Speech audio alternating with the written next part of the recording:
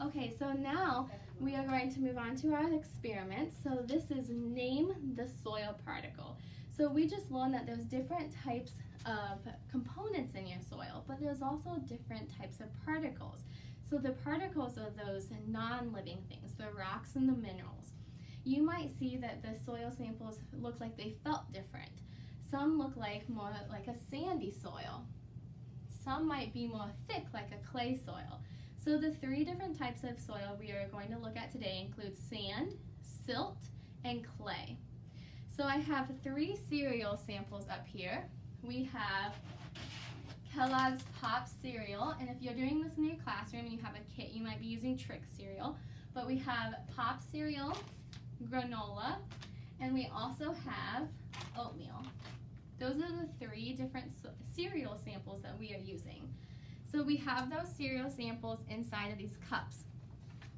Inside of each cup we have holes on the bottom of the first cup with the ingredient in it. The second cup has no holes in the bottom. That's important if you're doing that in your classroom to make sure that you have the cup with no holes on the bottom so that the water doesn't leak everywhere onto your desk. So we have different cereals in each cup. Now I'd like you to make a prediction. Looking at the soils, looking at the samples that we just dissected, predict which cereal you think is sand, silt, and clay. So do you think granola, Trix, or Pops, or Quaker Oats is sand, silt, and clay in our experiment? Okay, so write your prediction down below. Now I'm going to perform the experiment and you'll see what happens. While I'm performing the experiment, you can describe what you see during that experiment.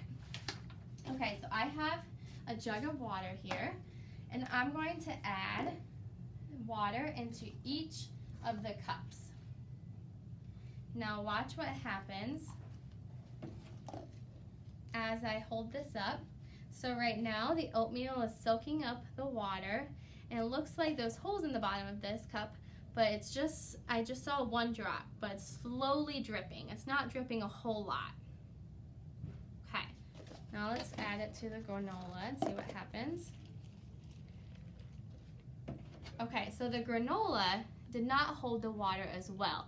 It is dripping quite a bit from the first cup to the second cup.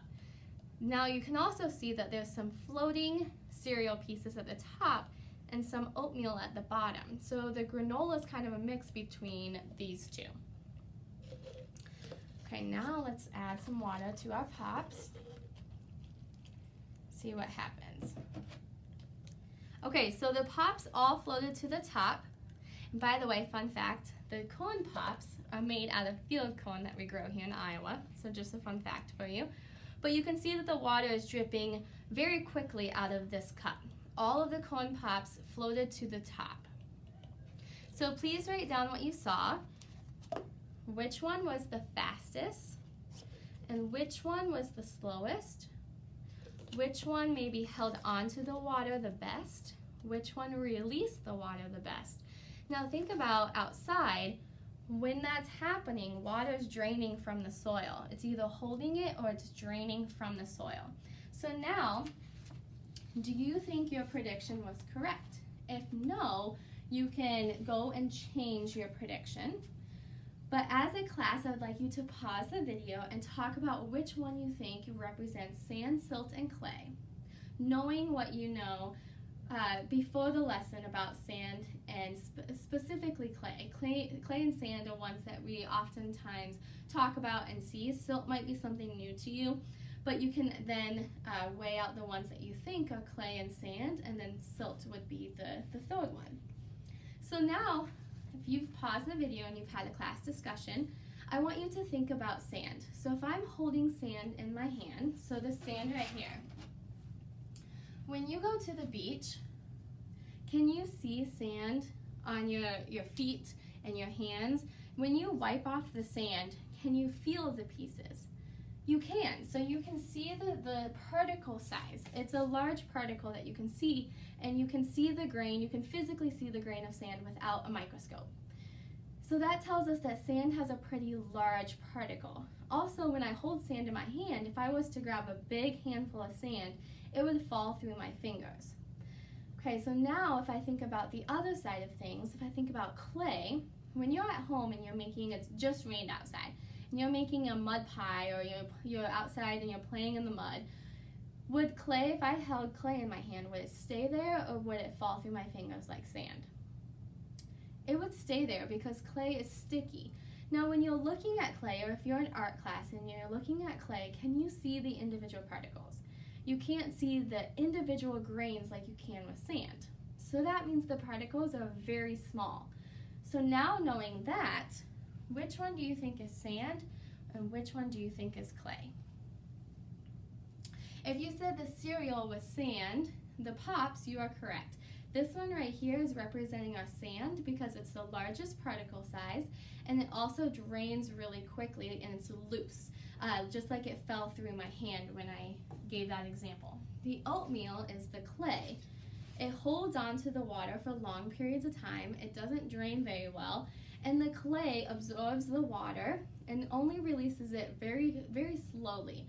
If you notice here, the clay or the oatmeal soaked up all the water and it's holding it. And it's also the smallest of the three particle sizes in our examples, and it kind of molds itself into one. Okay, that means that granola is our silt. It's in between size-wise as our clay and our sand. So the granola represents our silt because it releases it at a slower rate than sand, the water, but it holds onto some of the water and doesn't drain as quickly. You also have different sizes of particles with silt, not one standard size. So you might have some larger pieces like sand in your silt mix, and you might also have some smaller pieces like your clay. Now I'll give you a real life example of how this works or why it matters. So how many of you are Iowa State fans? Okay, hopefully you raised your hand because I'm an Iowa State fan too. How many of you are Hawkeye fans? Okay, so we are using Iowa State as our example today. So Iowa Hawkeye uses a fake turf field. They have fake grass. Iowa State uses a real turf field, meaning it's real grass that they have to water and manage. So if they are managing a football field, it's really important that every game they have that field looking spotless and great. So they need to be growing that grass and providing a good surface for the players to be running on.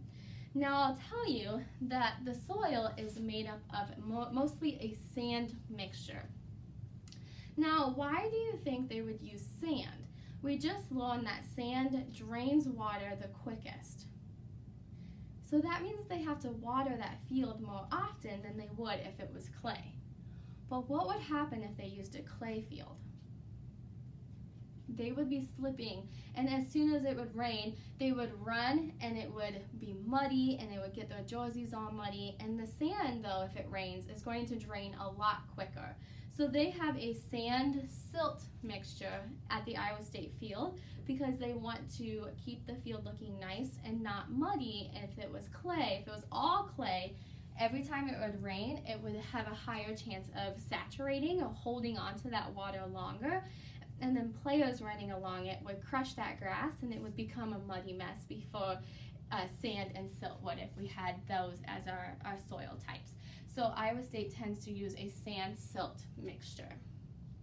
Okay, so I'm going to pause on our experiment and take you to the Iowa Ag Today publication. So in this Iowa Ag Today that you have in front of you or virtually, there is a front page that has Iowa's invaluable natural resources.